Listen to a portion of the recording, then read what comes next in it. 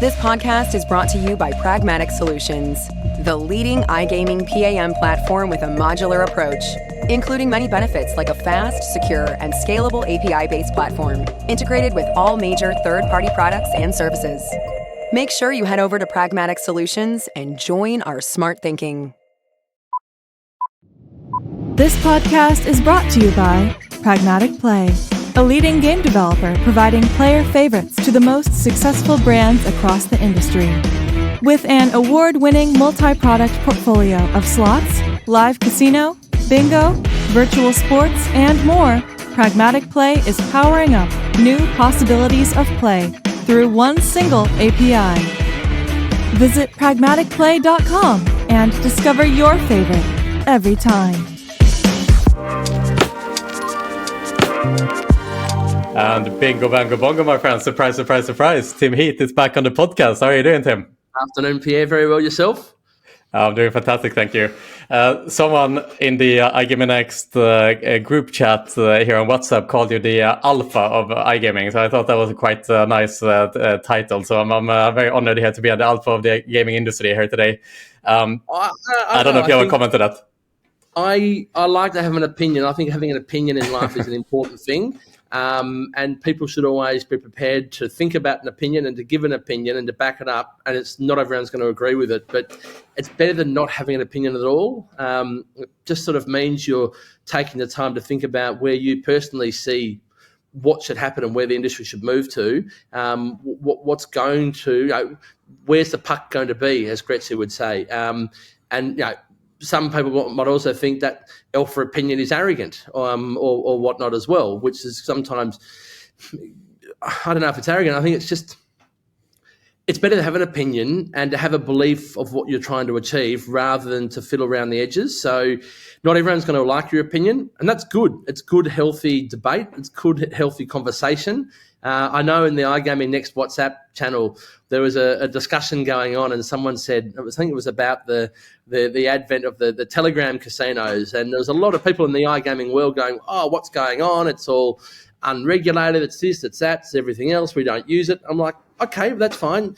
The iGaming staff or iGaming professionals, they're not really my target audience for that site. So, just because the iGaming professionals are not using that medium for commerce, that's completely fine. But they should at least have an open idea, open opinion about what trends may well be happening. And sometimes it's like, even if it might be on Telegram, the discussion today, it might be, how could that be used in Discord? How could that be used in Line? How can it be used in WhatsApp if WhatsApp was to open up their APIs? So it's not necessarily it's one or the other. It's more about thought-provoking, how can I apply this? If I understand who my target audience is, how can I apply this sort of conceptual thinking to move forward and at least keep moving the things forward, as opposed to let's just be stuck in the rat race of let's have another white label and let's go out and try and steal players at a rakeback war of 62.5% and a $5,000 CPA for an affiliate and steal players, and I'm happy to run off a 2% EBITDA margin.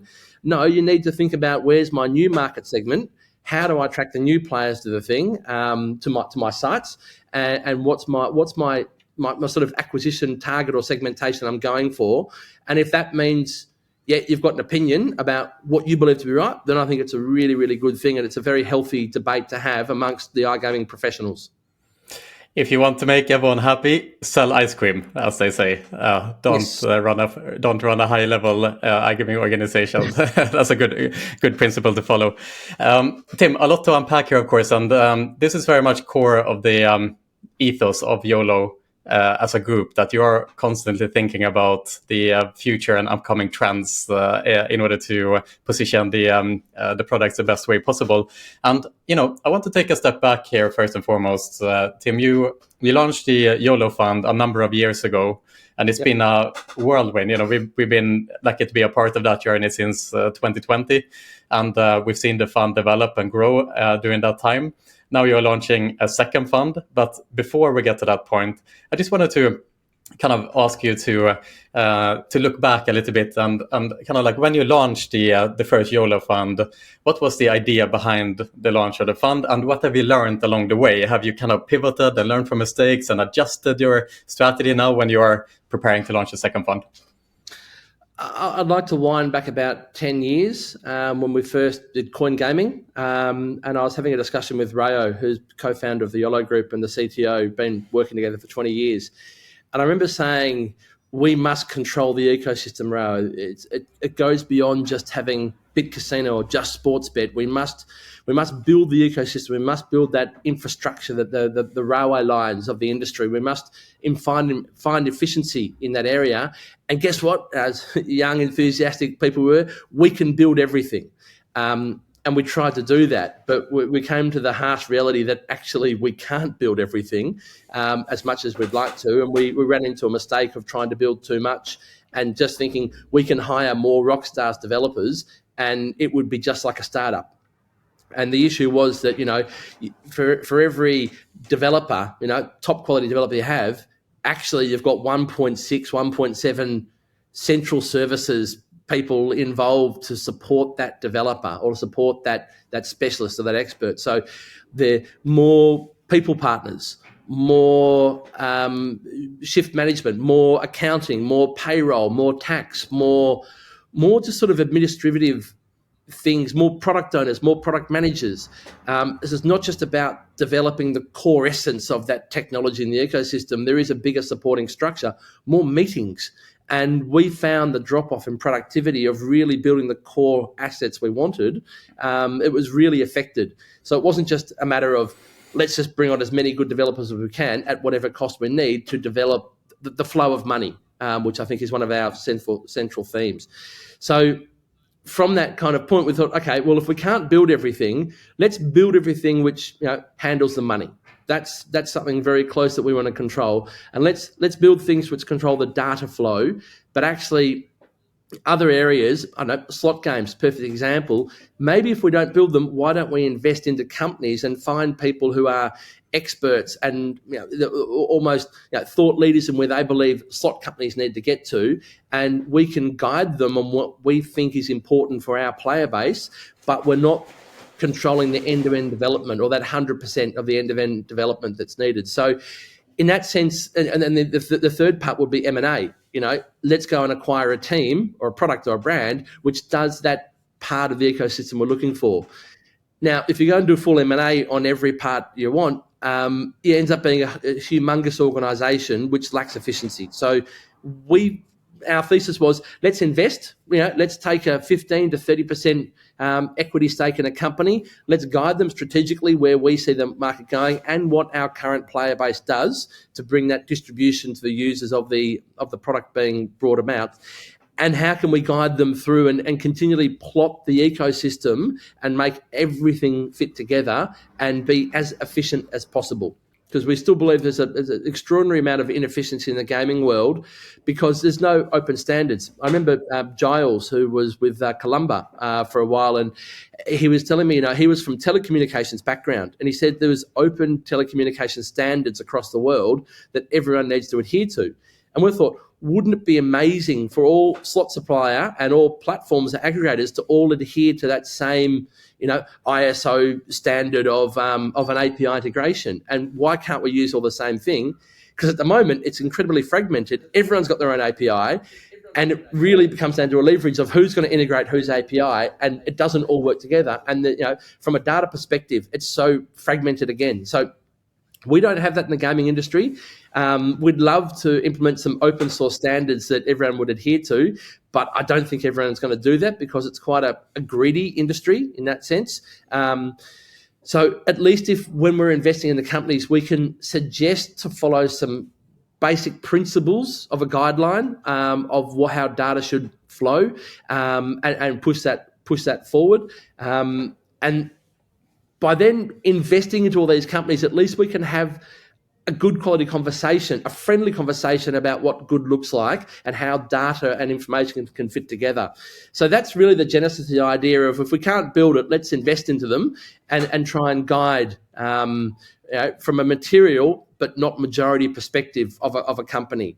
And that's where it's come from. Obviously the first fund was initially driven out of the Yolo Group's profits and sort of cash diversification and investments. And I think from my side, I really wanted to prove to ourselves that we know what we're doing, and I'm not really prepared to do that on other people's money yet until we know how to do this and, will this work? And over the last 4 or 5 years, I think we've done it pretty successfully. I think it was a 42.6% IRR, internal rate of return, and we've certainly enjoyed the progress. As we sort of years 4 or 5 of that fund, we started getting a few more people who have had exits within the gaming industry and sitting on spare cash going, we like what you're doing. We like being a part of the ecosystem that you're sort of binding together, not controlling, really important point there, but binding together.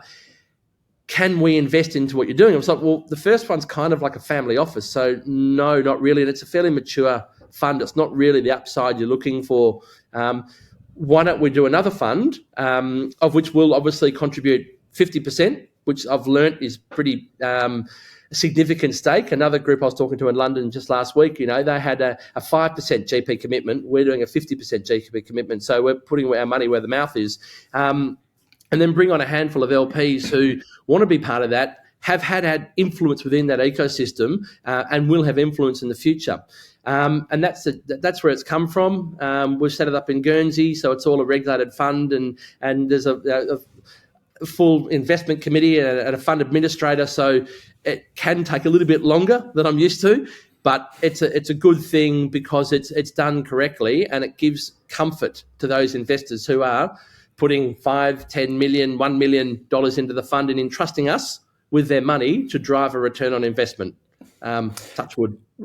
Right. Great explanation there, Tim. So essentially the second fund here is €100 million fund, whereas the GPs, as in the general partners, yourself, Steve and Julian, are committing 50 million.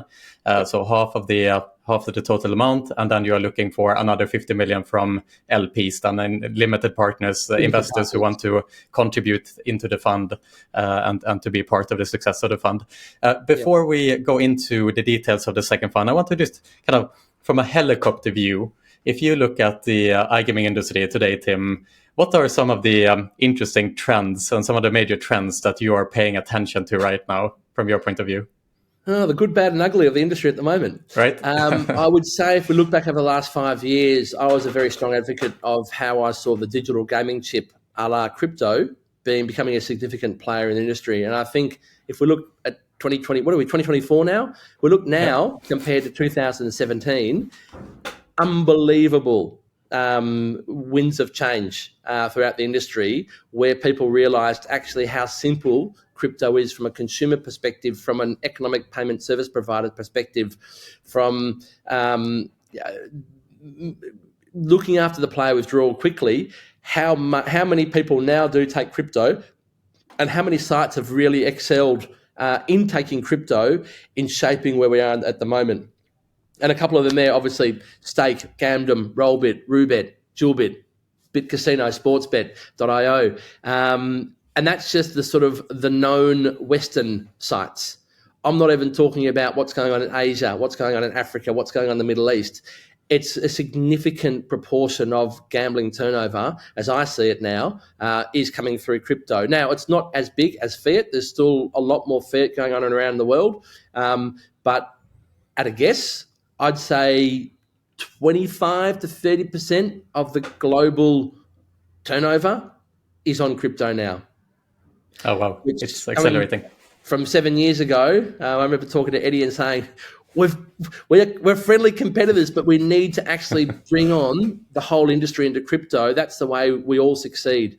And it's really important point that, we've still got a long way to go in getting full mass adoption, and not always going to be crypto adoption for every single person in the world, but certainly there's a lot more people aware of crypto and using crypto and depositing and withdrawing with crypto than there was 5 to 7 years ago. So I think that's a really good in the industry. There's still some people out there who don't believe in it, and unless we organise a Maltese or a UKGC EFT or ETF, whatever it's called, for the gaming world to actually use crypto, that's fine.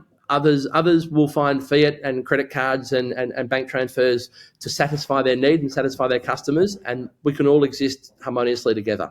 But right. Yeah. So the big underlying trend, as you see it, and I agree with that as well, is the move towards the crypto ecosystem, and using crypto as a payment method. But if we look deeper into this, Tim, like, what does that mean for product development? You talked earlier about, for example, the kind of new wave of online casinos that are outside of the browser, like in Telegram, for example, and so on and so forth. Like, what would you say? What does the crypto ecosystem bring to the industry when it comes to product development, and in turn, then does kind of these trends influence your thinking now in the second fund as well on the type of opportunities you're looking for? Yeah, so I don't even think it's necessarily called the crypto evolution or revolution of the gaming industry. There's a couple of fundamental things gamblers want. Simplicity to log into the site, to authenticate and to join a site, or to log in to put my bet on, and how quickly and efficiently that can be done. Now, that has been email password, that has been Google Authenticator, that has been a smart ID with a pay and play, or a Trustly or a Bright pay and play. But now with the crypto, let's call it rails, you've got your MetaMask, Wallet Connect. You've got an NFT to log in. You've got open payment channels, which it's just a better way to authenticate ownership of the account to get in and get out. And I still get concerned when you've got to use a username and password, and then you've got to use a password manager. Then you can't log in with your master password and see, then LastPass was hacked. It's difficult. It's a barrier to entry. So how you can seamlessly interact with the site or authenticate yourself on the site, I think, is the most important one. And to that end, if we look at Whale on Telegram, it's using a Telegram authentication for one-click authentication. So it does the job. If we're using Wallet Connect, it's a one-click authentication and then passing your private keys back and forth. So that is better than using a username and password. And in essence, the Google Auth does the same thing. But number one is authentication. Number two, moving the money so the player doesn't need to think about the money. I want to make a bet on the football. I don't really care how I get that money. I don't want to have to think about how I get that money in. I want the money to be available when I want to make my bet. So if it is an open payment channel with crypto, I want to make my bet on Newcastle on the weekend. Okay, one click, $1,000 gone into my account, go to the site, make my bet. If I win, I'm paid out immediately. Life's good. I'm happy to go back and do that bet again, or that procedure again. So money, the money movement, and again, the Telegram one, using @wallet, one click, money comes through. I'm not thinking, how do I get the money? How much can I send? Do I need to send proof from a bank statement? And ultimately, the pay and play was sort of like the evolution or the initial building blocks of money shouldn't be difficult to move. It should just happen seamlessly, because we want the customer to think about what they want to bet on and how to ensure they have entertainment when making that bet. So the first two ones, your authentication and money movement, it's simply to let the player have lack of barriers to entry and to enjoy themselves, win, lose or draw on the thing. The third part of gambling is to take the action. So if you want to make your big bet of 30 euros on something, by all means, we'll take the action. And if you win, we'll congratulate you. But if you want to make the big bet of 30,000 euros, by all means, we'll take the bet and we'll congratulate you if you win. So our job as casinos, and where people should be focused on, how do I satisfy the customer's ultimate aim, which is, I want to put a bet on, I want to watch the game. If I win, you're going to pay me without worries. And if I lose, I'm still going to have enjoyed the experience, and I'm going to talk about the experience with my friends and be a third-party ambassador of that brand, because they've made my life as easy as possible to do what I want to do as a secondary concept to watching the football in the first place. And ultimately, that's what it all comes down to. So it's not necessarily the crypto revolution. It's simply a digital revolution from authentication and money movement, which become a one-click scenario, so we can really focus on what's important to satisfy the customer. Right. It really sounds like it boils down to removing friction from all areas, whether it is transferring money from your account to the sports betting site and being able to place that bet, whether it is to use a platform that is integrated in your messaging system. Yeah, like if you're in Telegram, you can also conduct other services as well. It seems to be all connected to removing friction and simplicity at heart, essentially. Yeah, that's all that it is. Yeah. I'd even say, if I'm going into that sports book and I know it's Saturday afternoon, don't log me in and show me the giant Excel spreadsheet of Norwegian third division handball. I'm want to go to the football. The football's about to start. I'm most probably, the last 5 weekends I've bet on Newcastle and Arsenal. It's pretty guaranteed I'm logging on to watch the game at 5:30 in Central European time. Show me what's there, because you know what my history of bet's going to be. Reduce the friction to make it easy for me, so I can focus on enjoying the football. And I want to have that emotional enjoyment of the football, win, lose, or draw.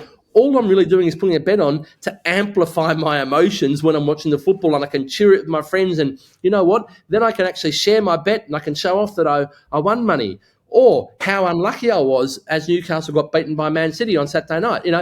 That's what I want. It's the emotions I want to share, which drives the entertainment and the satisfaction from sports betting. So the friction of getting the money in there and authenticating and doing KYC, which is a necessary thing to be doing in today's day and age, make that as simple as possible so I can amplify my emotions of taking part in the game. Speaking about you talked about kind of these predictive models. If I bet on Newcastle the last 5 weekends, I'm likely to do that next time. So, when I log into the website, that should probably be offered to me. Can we talk a little bit about the advent of generative AI and just AI in general, and how that kind of intersects with the iGaming industry? So obviously it hasn't escaped anyone with the rise of ChatGPT and OpenAI and so on, that it's on everyone's lips at the moment. How do you think about AI and integrating AI into the iGaming ecosystem? So if we look at that lobby management or that sports event management, it's not the most difficult AI ever done. If you look at my sports betting history, the last 5 weekends, I've bet on Arsenal and I've bet on Newcastle for the same amount of money, and normally between odds of $1.70 and $2.30 if it's the Asian handicap line or the 1x2.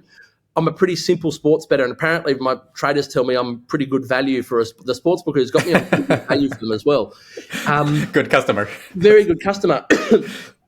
So in that sense, it's actually just about knowing your customer better and how you can use simple AI to start off with the basics. What does the player like to bet on, and how can we almost pre-fill that bet slip and push that to them Thursday night, 7 p.m. And hey, Tim, don't forget, we've prepared your Arsenal and Newcastle bet for the weekend, or the Geelong Cats in Australia during Australian footy season. We've done it for you. Good luck on the weekend with your team, because it must be pretty clear that I'm a recreational punter. I'm following the teams that I support. So that's not exactly that complicated, but I think we sometimes get bogged down that AI can do all this wonderful send a rocket to the moon stuff, which it can and it should, but get the basics right first of all, which is to amplify the customer experience and amplify the emotions of the experience. That's the easiest thing. I don't know, when I'm playing slots, I love doing bonus buys. I'm trying to get on the Hall of Fame of the top winners. There's an ego play there. So show me only the top bonus buys, because that's what I'm playing. If you look at my history, that's what I'm playing. Now, to do that across a database of 100,000 people, and you might have a different player who wants a less volatile, more stable, they want their 30 minutes of gameplay and they don't want to win too much and don't want to lose too much, well, offer those games there. Look inside the dynamics and the data points of the game and understand what your players are playing. And then make sure you're pushing. If it doesn't need to be the whole website, doesn't need to be transformated. It just needs to be the top 5 games. We did a research one time. Players on average play 5.7 slots in their lifetime. Uh-huh.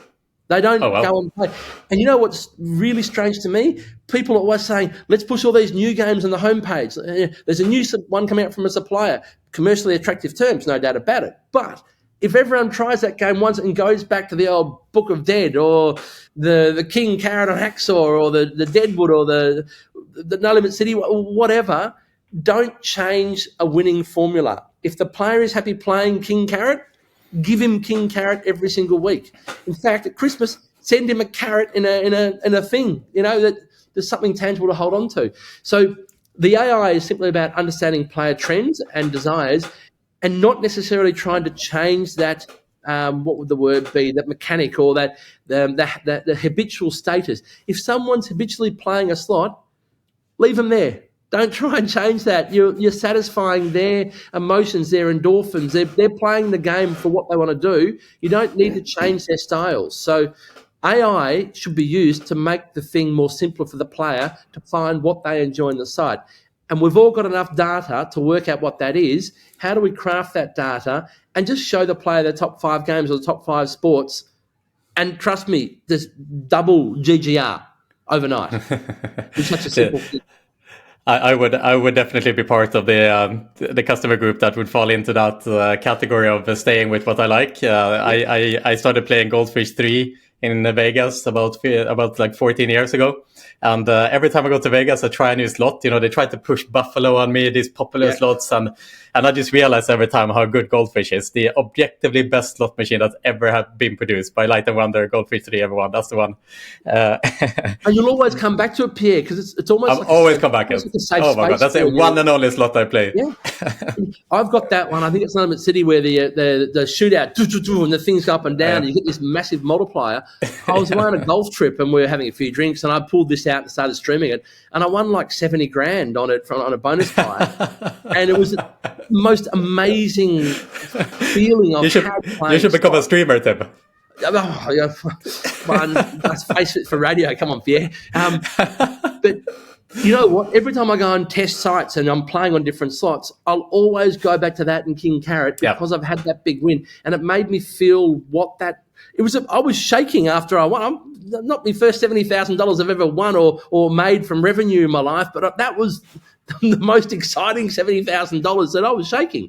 I will always go back and play that. And I think, so even if we start looking at AI, when has the player had that amazing endorphins? When were they really blown away by it? How do we try and represent or give them a chance to achieve or to experience that same experience again? That's what the AI has got to do. And we're overcomplicating it. Now, on the other side of the coin, you can go much, much deeper with AI. Now, it's almost like preventative AI. So sports betting, sharps, and looking at when the odds are moving from $2.20 down to $1.90 before kickoff.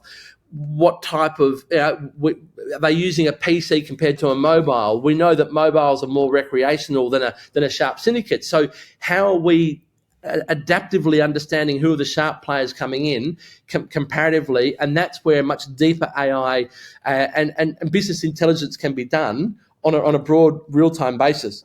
That's where it's important for sure. Right.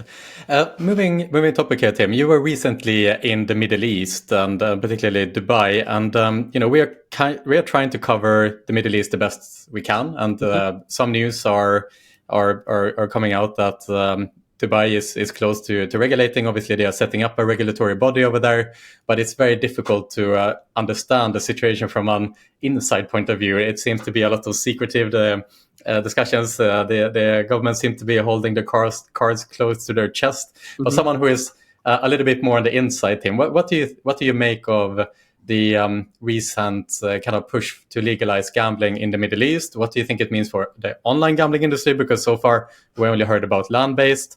And do you believe that the Middle East will be the next Vegas? Inshallah.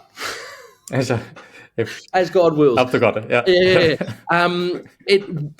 It will be. There is a movement towards it. That the powers that be in the Middle East and the GCC are very, I'm not going to say strict, but they know what they want to achieve, and they will work towards a solution which satisfies all areas of economy and society in that regard. From the best of my knowledge, having asked and talked to different people in Ras Al Khaimah, will open in the early 2026 with the win. And there's a lot of development going on around that and infrastructure going on around that. So that will have its time. I've then heard, again, this is all hearsay, third party, so Please don't quote me on it. 2028, maybe there'll be the first Dubai-based casino opened somewhere. And maybe 2030, there might be one in Abu Dhabi as well. But there won't be neon lights and a big word flashing casino on it. As I understand, each emirate will have their own casino license, but there'll be certain controls put in place from Abu Dhabi. Obviously, there's a commission has been set up. Jim Mullen, I believe, is on it, and some other gentlemen there as well, and they're working through doing it. There are currently lotteries available online in Dubai, but as of the 4th of January, they were all asked to shut down for a period of time, which may be an indication that they're getting closer to launching or releasing the guidelines for the framework. I think I'm not quite sure if it would be an online or land-based casino license.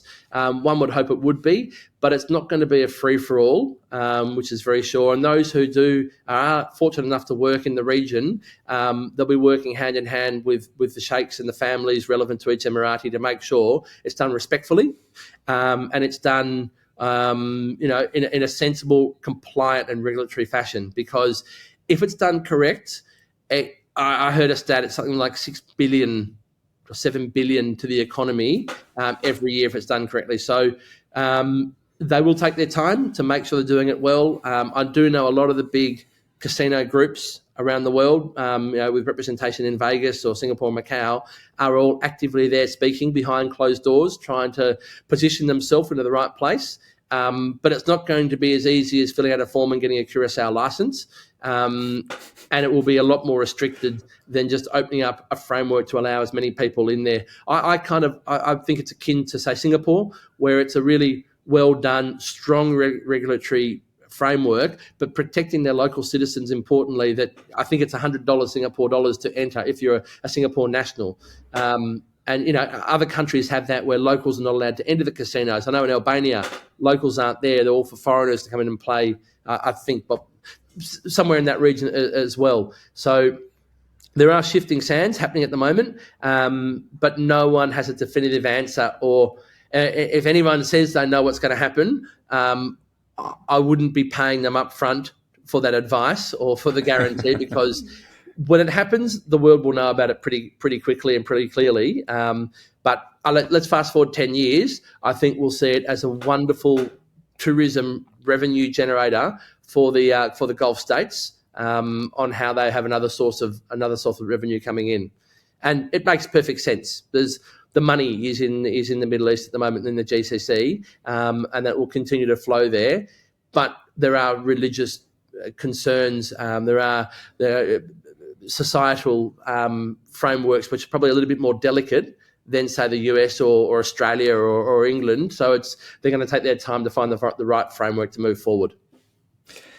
Moving on to the launch of the Fund 2 here now under YOLO. Exciting times, of course. I want to start by asking you, what opportunities will you be looking for in the second fund? And is there any differences in how in the type of opportunities you're looking for in the first fund? Primarily, there's three main things we're looking for. One is obviously gaming. We love gaming. We understand gaming. We've got fantastic distribution of gaming products. So whether that be B2C, B2B, anything in that space, we really enjoy. One will be blockchain. And I'm making a little bit of distinction there. It's not just crypto anymore. It's blockchain. The emphasis is on B2B rails, on how to transfer value between two untrusted entities. And that transfer is the important point, whether that be KYC tokenization, whether it be Web3 authentication, whether it be swapping coins on DEXs, whether it be OTC broker, whether it be off-ramps and on-ramps, anything, compliance software especially, because as we try and fit within the regulatory framework, compliance plays a bigger part of that moving forward. And the other one is fintech, which is traditional good old banking and payment processing, and how we can sort of find that if that's the triangle, how that money moves around, with the gaming site being your e-commerce transactional, providing the volume of transactions, then how that money moves throughout the chain, and then how money is actually delivered to the endpoint where it needs to get to. And if we think about from a banking perspective or from a financial core perspective, once you have a strong framework of where people can move money intra-bank or across border without the need to use SWIFT, for instance, all of a sudden you can start building third-party services onto that framework. So if you think Revolut, for instance, you hold your money, you get your payroll in there, you pay your friends in there, whatever else. You bring crypto into there, all of a sudden you can buy and sell crypto very fluidly inside Revolut, but they're charging 2.5% spread. But I've set up loose change, spare change, I think it's called on Revolut. I love it. I buy a cup of coffee for $4.20. It uses the 80 cents left over. I put a 10x multiplier on it, and then I'm buying that much Bitcoin on every single transaction. So without even thinking, I'm dollar cost averaging, primarily because I'm interested to see the mechanics, but also the feeling of how it works. So you've got a financial storage facility, and then you can bring third-party applications on there, and you can provide that seamless authentication between both, and you can move that money between both. All of a sudden, to bring collateralized lending into, say, a Hub88 wallet where we have 250 operators and 150 suppliers working with money in there, and they can borrow money against collateralized Bitcoin for 17 hours and then to cover a short-term cash flow loss or cash flow need, then pay that back, then move the money to euros or pounds or dollars and then do what they need to do. All of a sudden, that third-party service, which we've invested into and helped introduce to the network or the ecosystem, adds value to our network participants or network entities. So we can start investing in a lot of assets to fit on that on those financial rails, hopefully providing a secure and an efficient authentication. And it's very funny when you think about that fintech thinking, how similar it is to what the essence of gambling is, which is remove friction of authentication and money movement and focus on what provides me with value. Financially, remove friction of authentication, moving money, and what provides me in value. And it's very, very similar mindset. The great thing about the fintech, it goes beyond the borders of just gaming, the gaming world. That said, the gaming world's big enough to satisfy most people who are probably watching this podcast, but you are able to explore different areas of what you're trying to do there. So, it's broadly along those areas that we're looking at, but we're most interested in on how to drive efficiency there. It sounds like you have a lot of very specific ideas of opportunities that you're looking for, Tim. Are you looking to invest only in existing organizations, or are you also looking to incubate perhaps organizations that can build these very specific services? Look, I think where we are in terms of a fund and the maturity of our fund thesis, we will only invest after the first dollar's been made. I believe the power of that ecosystem / network is helping companies scale up from where they are. Sure, we have other small investments in startups and whatnot, but I think there's only so much of you or your team that can go around to help strategically guide or advise what to do. We can't go back to saying, here's a great idea, let's go and jump in there and work and figure out and pivot and what needs to happen from day dot. So we're at a stage now where we're looking at there's a model, there's key people, they've got an idea, they know where they want to get to. How can we help them scale up through efficiency to take their idea to the next level? So we're not investing in pure startups anymore. Personally, as an angel investor, there's something I like that tickles my fancy. I'm more than happy to look at doing that. But majority of the time, it's more, I'd say our investments now are between 500 and 5 million euros as a ballpark figure of what we're looking to do. And also leaving some money in the bank, or dry powder as it's called, for next round, Series A, Series B, when that's needed. But if we look at the primary investment, between 500 and 5 million would be our sweet spot these days. Right. So you would typically come on board in the first capital raise by the organization in seed stage or Series A, or do you also do kind of later round investments in more mature companies? We do. I think it's important in a fund to have a balanced portfolio. So we've done a couple of fund-of-fund investments previously, which we're actively looking to do a little bit in the fund too as well, primarily because you open up a door of deal flow. But then when we see something we really like, we have the ability to co-invest with that fund into something. So we're investing into a neobank in India called Open Bank. Its last valuation was 1.1 billion. We got in, I think, around 500 or 600 million. So it's not going to be a unicorn for us at that point, but we know it's going to open the doors to a lot of the fintech blockchain opportunities in India, as they're very forward thinking, and their LPs and their GPs think the same mindset as us.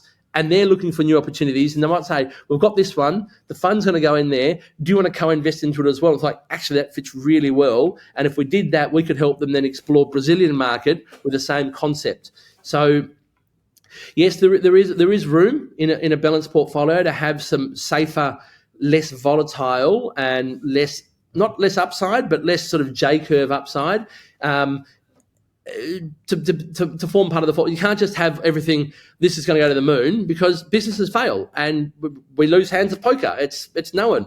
So, let's try and be right 55% of the time rather than, you're never going to, if you're trying to aim for 100% being right every time, then you're not trying hard enough. You're not out there risky enough, but it's got to be a calculated risk in that sense.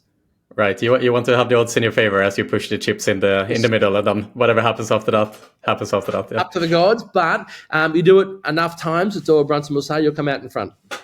Right. So if I understand it correctly, like you don't have a strict investment thesis that you look at every company. It's more you're looking at the ecosystem as a whole, and if there is a more mature company that you can invest in that fits the ecosystem that will help the other opportunities, you will consider that type of investment. But at its core, I will still assume that where the fund will generate its returns to the LPs is done through this more kind of like venture style investments where you are looking for like a 10 or 20 or 50 or even 100x return.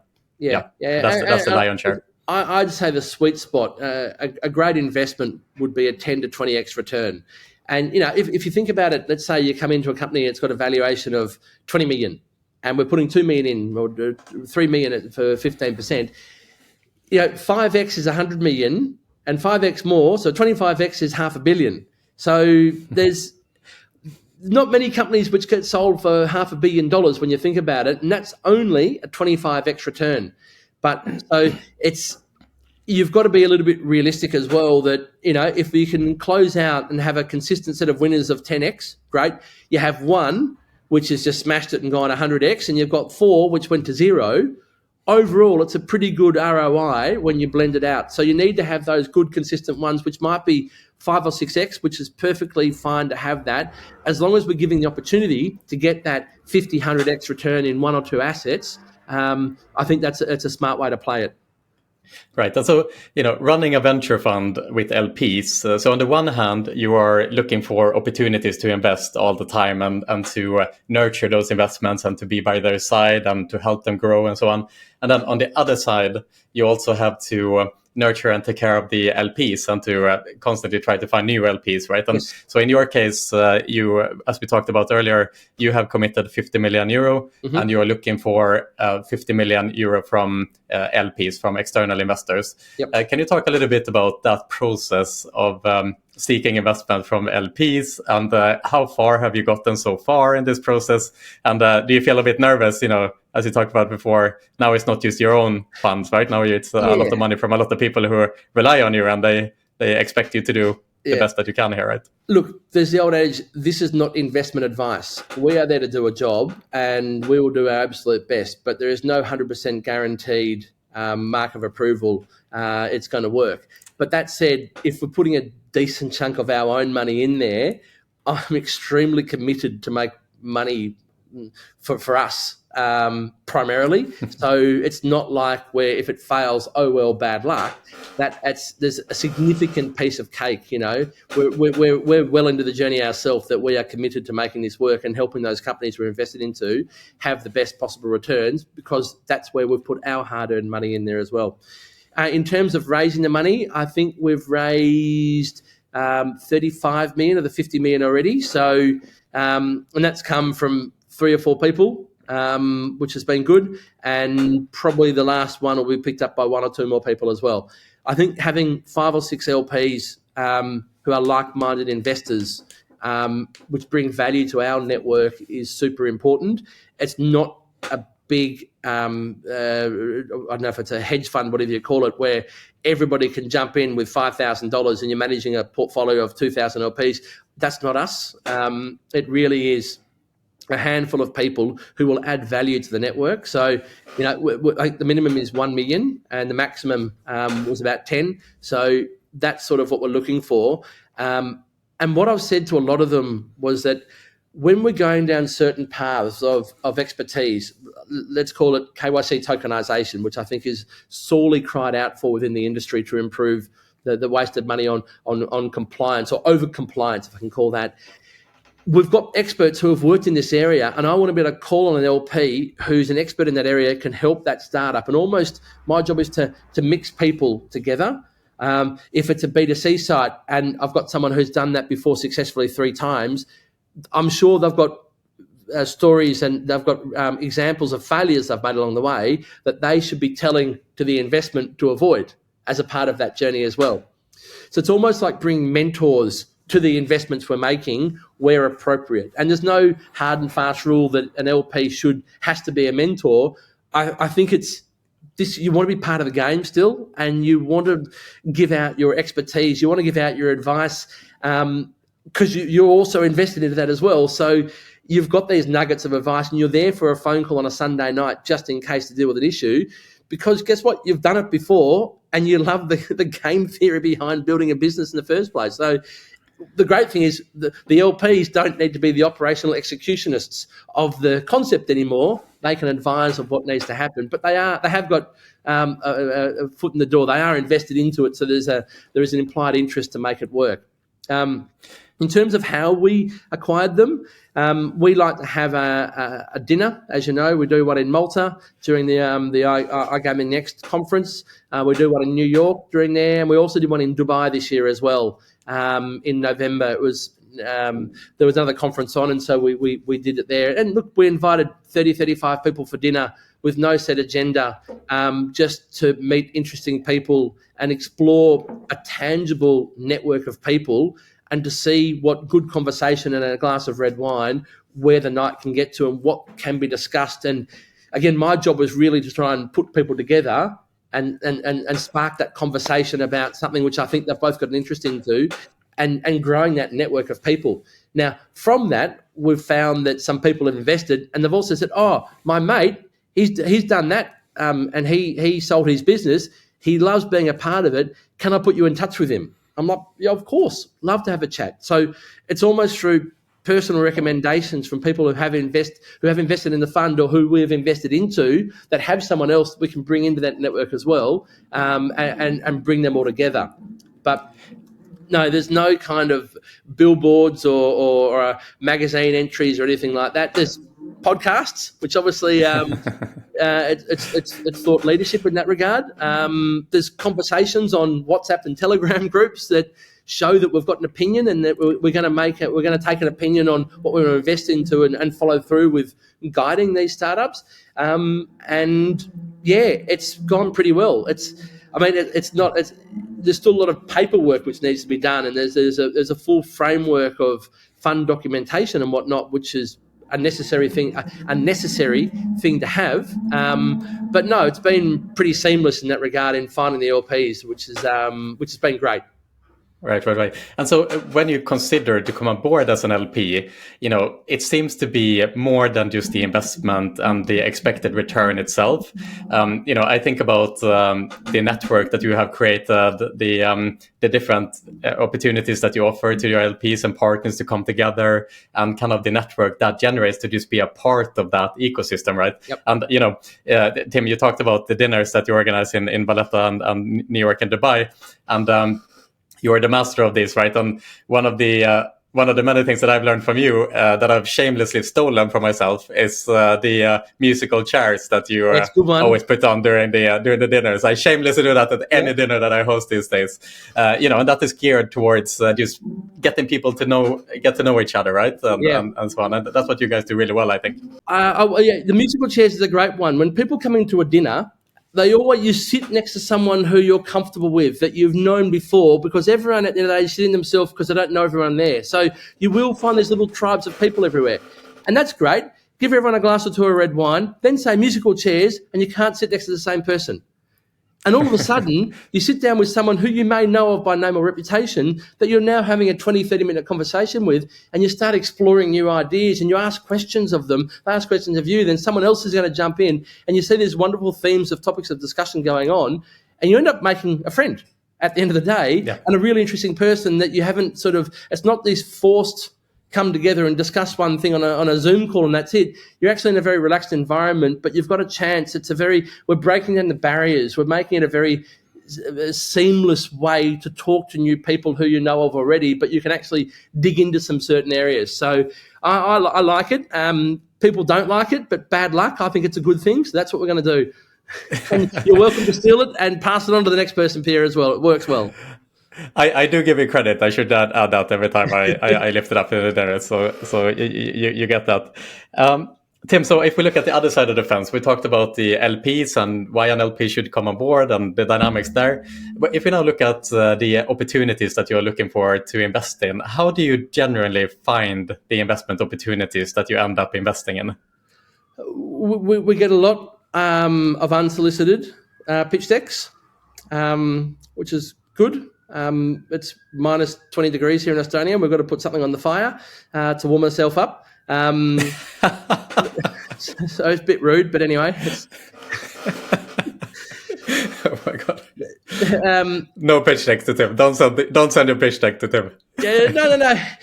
Actually, yeah, I agree with you, and the reason why I will probably give more emphasis to someone who has got an introduction and it's already sort of been validated as a good idea, or it's been invested into by someone else. It comes from someone I trust. I've got their stamp of approval that this is a worthwhile thing to have a look at. I'm not really in the business. If I'm making 10 to 15 investments over 5 years of up to between 500 and 5 million, I don't want 100 investments. So I don't want the latest and greatest DFS in India. I'm sorry, it's not going to happen. We've got a very certain set of ideas what we believe need to be achieved. We're going out actively searching for things to solve those problems, and we find that network of people we're working with will often know of our investment fund. Let's say it's an operator or a supplier in Habariya. They're working with it for many, many years. They will come to us and say, look, one of my friends or one of my business partners is doing this. We think it could fit into your ecosystem really well. It's worth a chat. So if it is a trusted contact who is bringing, it means it's almost had that first level of vetting going in there, that there's a solid idea. Now, there's no guarantees it's going to work or it's going to be good, but we'll have a good look through it. And we still do read all the pitch decks that come through unsolicited on LinkedIn and the website, but we're not really just looking for angel investments like that. We're a little bit more later stage now, looking to solve a problem which we've identified in the industry, or an opportunity for an improvement within the industry. So by knowing that, we're much more focused on what we're looking for and what we're going to invest in, because we know how it can fit into that that circular economy that we've talked about before. So primarily the ones are coming from an introduced party who we know already. Right. And so that opens up a little bit of an interesting question here, because if you're a well-connected startup, or if you have a name from previous experiences as an entrepreneur and as a founder, you kind of have a foot in the door, and that will help you to get that meeting face to face with Evert or yourself and so on. And there is that trust there, right? But that also kind of opens up a little bit of a blind spot, right? Where there will be a lot of really talented startup founders with great ideas and great teams that perhaps doesn't have that foot in the door already. What advice do you have to those type of opportunities and those organizations to get through their ideas to YOLO without having that recommendation? So I think obviously ICE is coming up, which will all be there. There's always a chance for a walk by, but we all know how busy ICE is. Look, there are places and startups like a Y Combinator in America. There are local startup companies like Lift 99 in Estonia, where you can go and take your first step, your first raise going through. But ultimately, to be a good entrepreneur, you've got to be a hustler. You've got to be able to hustle, I think is the right thing. You've got to be able to sell yourself. You've got to be able to network. if you've got a product and you want to sell that to the market, you need to be able to get out there and go in front of people and find a way to sell to someone. Now, if that means you've got to find a way in, then you need to go and do your research and not expect it to be lined up on a plate for you. You need to go and jump in there. You need to go and write on LinkedIn about your concept, your opinion. You need to be able to push that information through to the right place. It takes a little bit of thought and a little bit of thinking outside the box, but it's almost like if you want our hard-earned money that we've worked bloody hard for and we're going to invest into your thesis, prove to me you know this area back to front. You are the best you can be. You might not be fully polished and be all the way there, but by God, you're giving it a good shot and you are excited and you're interested and you want to learn more. You want to ask questions. You want to prove that you understand your niche area as well as possible. So don't just rock up and say, I've got an idea, here it is, are you going to fund me? Because, Pierre, I'm pretty sure you'd say no to someone coming down. Some random person saying, I want to be on your podcast.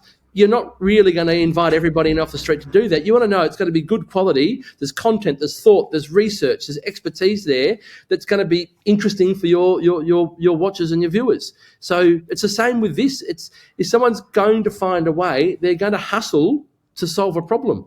And they're going to find a way to build their business on a shoestring to get it out there as a proof of concept, and then find a way to get it in front of investors, not just me, but others investors out there as well.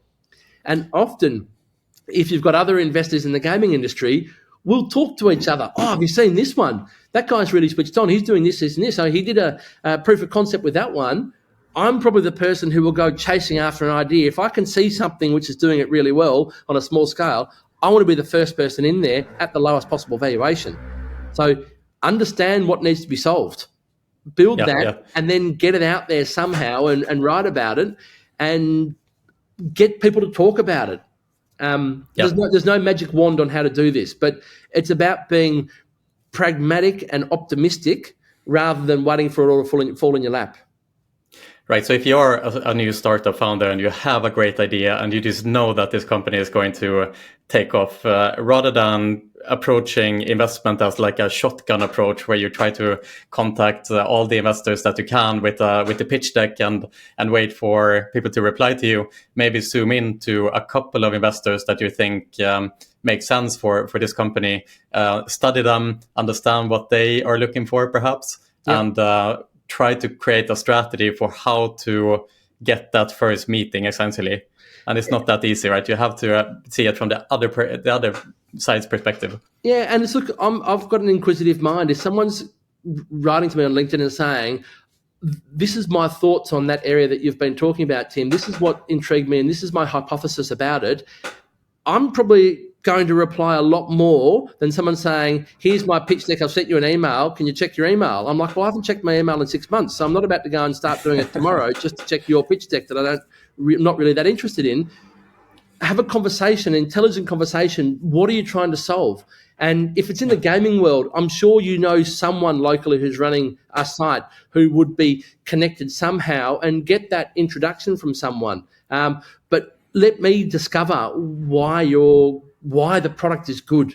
That's what I really enjoy as a part of it. And look, don't forget, you've got those startups, the startup days where I think iGaming next to it. I think Sigma did it in Barcelona, SBC did it in Barcelona, of which Yolo is a proud sponsor of those events because we might find a diamond in the rough. I think we came across Tomasz from Kero at the SBC one.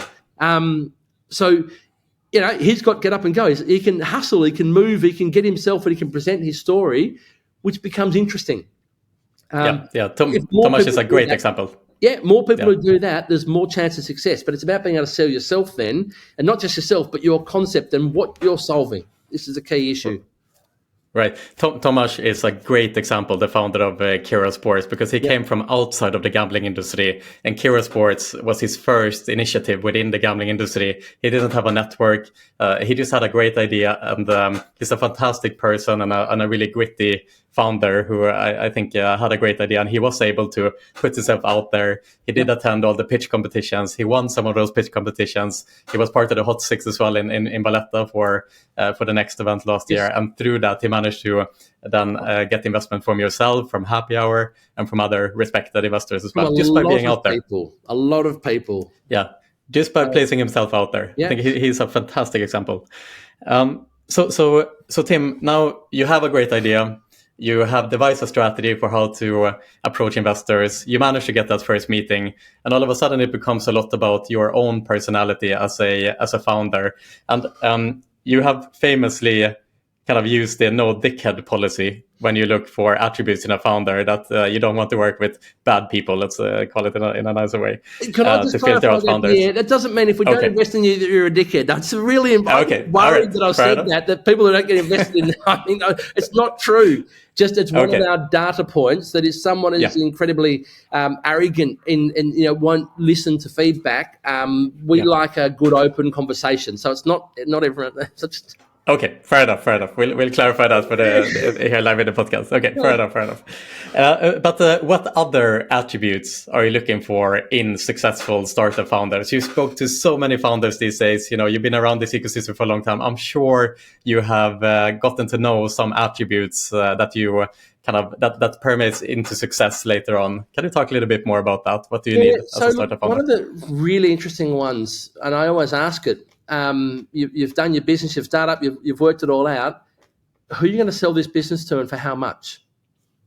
Now, think about the exit strategy. Yeah, what's your exit strategy? Who is your perfect person to buy this business that you've built, that we've invested into and helped you grow? Who you sell it to?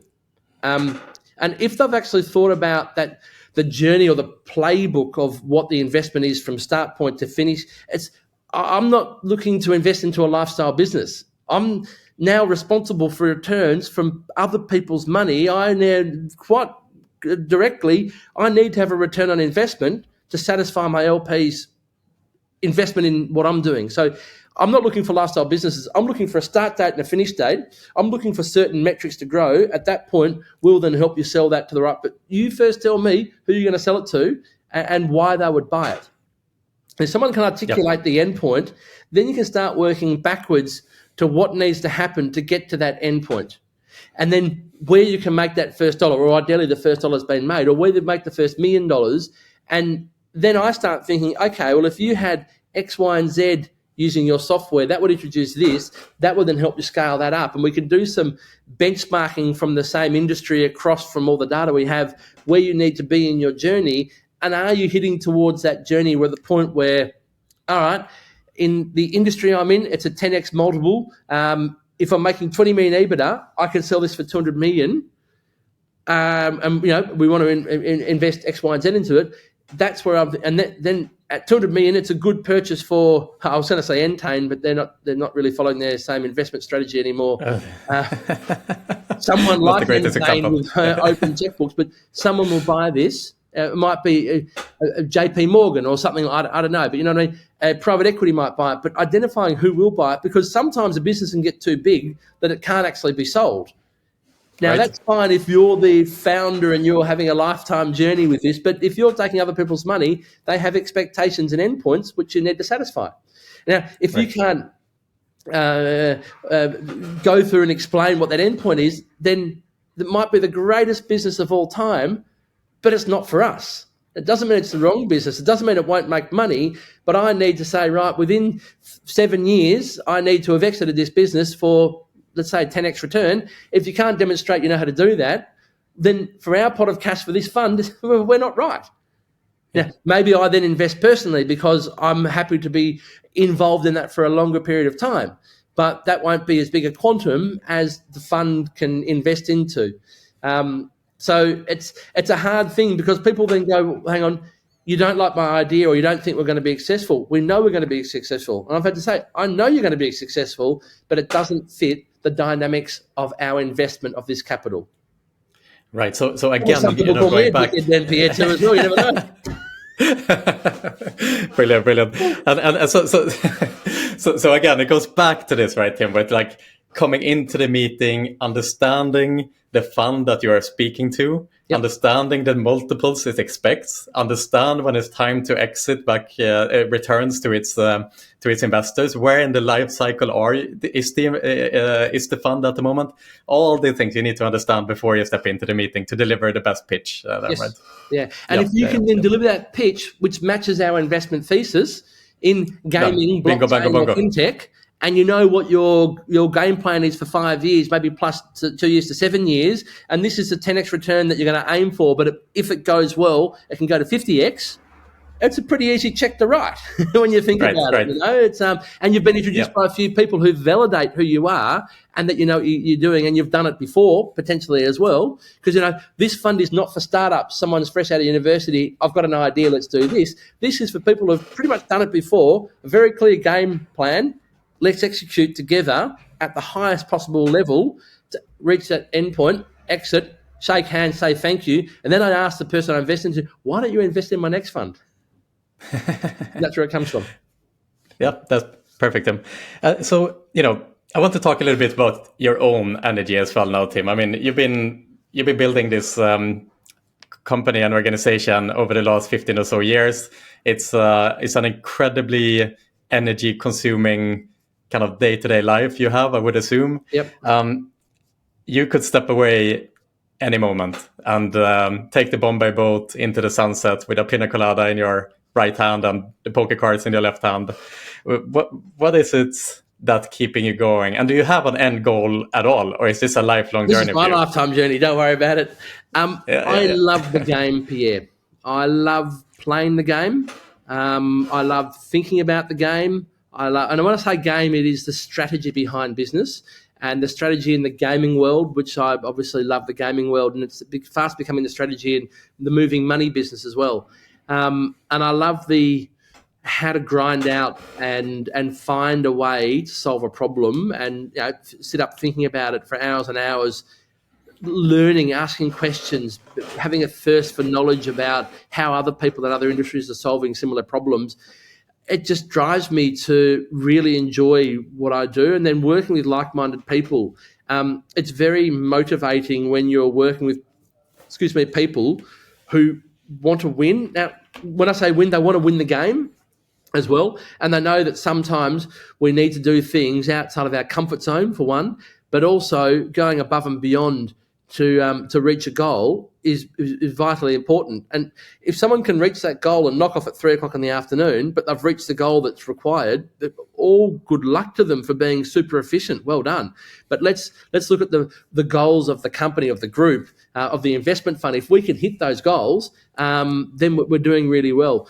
So for me, I'm just inquisitive by nature, and there's a thirst for knowledge of how to make things better and how to play that, and how to enjoy the game. And I am actually not as operational as I used to be. I'm not operational pretty much at all. I'm spending a lot more time playing cards these days. I've played a few of the Triton events, and I was out at the APT in Asia, and nice. I'm thoroughly enjoying doing that, where I'm not on my phone 12 hours a day solving problems. I've got a really, really good team that are motivated to win in that regard as well.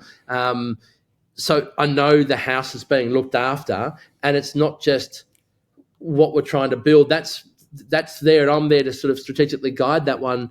But I'm focused very much on the investment side, or on finding the next big player to come to the new casino in Tallinn and whatnot. And we're organising a poker tournament in Albania. We just opened a small poker room in Tirana, and we've got a poker tournament happening at the end of the month. And, I'm super excited. I've got 4 days down there playing cards with, 20 to 30 VIPs, talking shit, having a few drinks, talking business with them as well, but also playing cards. And I'm really, really looking forward to it, because I'm going to enjoy it. And I'm going to enjoy the game. I'm going to enjoy playing cards and being a loudmouth Aussie on the card table, but also talking business at the same time and looking at how I can connect people in all together.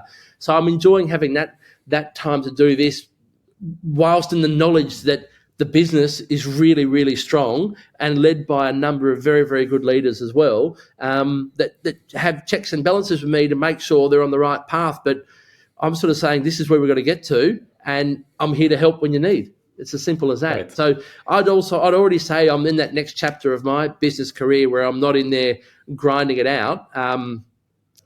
Although sometimes I still do a little bit, but I'm more about how can I ensure that our 5-year vision is on paper, is firm, it's concrete, and it will change, but it's going to change for good reason. And then how to make sure we're going to execute on that delivery towards that vision. So the energy, I don't know, I'm Aussie. but I mean, this is what separates you a little bit as well from many, certainly career CEOs and others who are kind of separating their work life from their private life, is that you are very much merging the two together, not just from visiting conferences and visiting partners perspective, but you are there with the players, you are there with your own customers, right? And to understand what they are thinking about and connecting with them, and this is perhaps part of the success as well that YOLO has had, is that you're just kind of integrated. Like YOLO is your personality, and your personality is YOLO. And it's kind of intertwined, and it seems to me that is a very integral part of who you are and the approach to business that you take. But Pierre, I love playing the game. I love being a player as well. So right. When the key to understanding your customers is be able to empathise and walk a mile in their shoes. I walk every day in their shoes because I reckon I'm still the YOLO Group's best QA. Part-time QA and part-time VIP host. I love it, and if that's all I did for the rest of my life, I'd be a very, very happy person, because that's what I really enjoy, is testing the software and testing the experience, because I'm playing on so many different sites myself, looking for the next best one. I think it was Finton sent me a link to the rivalry.com guys and what they're doing with their casino.exe. And I used to play Leisure Suit Larry and Police Quest and Space Quest and all those games. I was blown away by going, my God, what a great idea. They've identified a target market of their esports players who probably were old PC players back in the day, and they've built this sort of MS-DOS or Windows 3.1 environment with the XVGA screen. I'm like, holy shit, these guys have really thought about who their customer is. Now, how can I think about that and do it for my customers and what they want?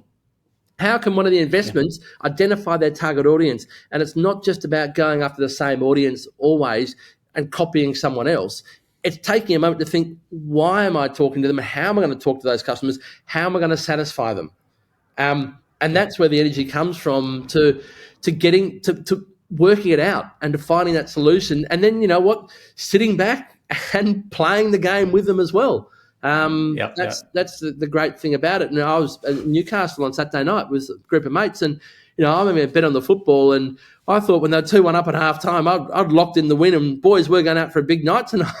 By the end of it, thank God I was in Newcastle -1, so I got my money back. So we still had a very, very good night there, which was an interesting place. But the emotions of what we went through, and I took the 6 friends with me, and I made them all have a bet as well. It upped the ante, and we really enjoyed the experience, and it gave a highlight to that experience, that there was having money on the game. I'm sorry, not everyone should gamble in life, but I really, really, really enjoy it, and it's good. And I suppose that's where my energy comes from, trying to continually improve and continually understand and continually find solutions and continually strategize how to do that.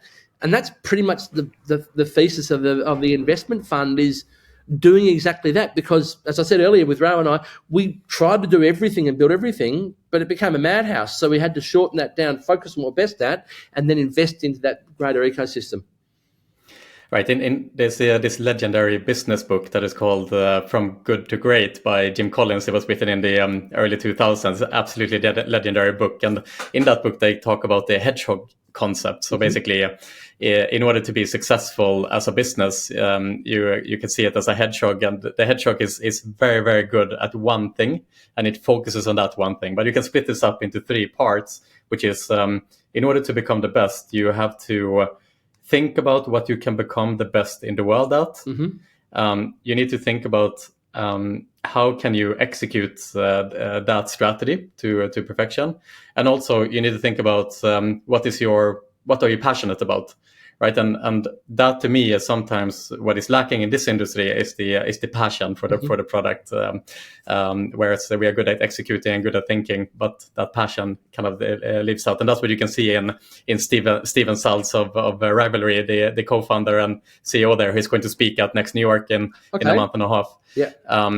You see that in Casino.exe. That is something completely left field, and also compare his company Rivalry to many of the other esports and iGaming companies that have failed in the last couple of years, and you see why the passion is so important, because that was the missing part from their organizations that Steven managed to figure out there. So he did that really well. Tim, a last question for you here today before we move on. I know you have a meeting a little bit here, but where do you see the fund and YOLO in general in 3 years' time? So in 3 years' time, we will have fully deployed the capital. And just on that way, let's say you want to put 10 million in Pierre. We don't ask for that 10 million tomorrow. We will take a bit up front, and then as we find the target investments, we'll take a pro rata from the LPs to fulfill that investment. So over 3 years, we've got to deploy all the capital. So I'd expect to have a very small ROI on books after 3 years, but with 100 million, or let's say 60 million invested, with 40 million ready to do follow-on investments if need be. And to have started the process of, I will have gone out and met all those, let's call it 10 investments. I'll have gone out and flown to wherever they are. I'll have sat down and had dinner with them. I'll have got them drunk and asked them some of the harder questions on, what's your end game here? And tried to work out how best we can bring our network in to help them grow what they want to grow and build the business.